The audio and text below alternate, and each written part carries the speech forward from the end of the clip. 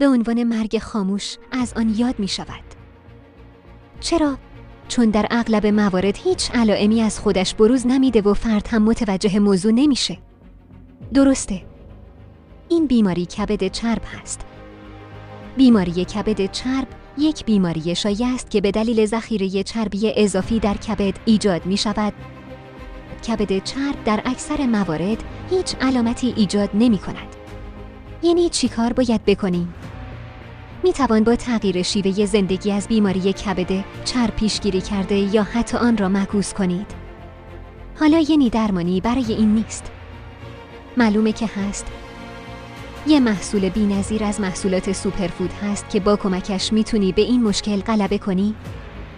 چرا که به صورت یه ریشه کبد چرب رو درمان میکنه.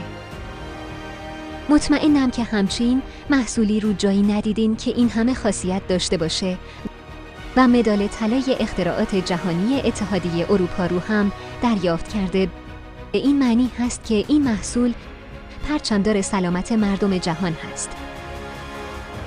علاوه بر همه اینها خاصیت‌های دیگه‌ای هم داره. برای کسب اطلاعات بیشتر کافیه پیج ما رو فالو کنی و کلمه NBS رو کامنت کنی.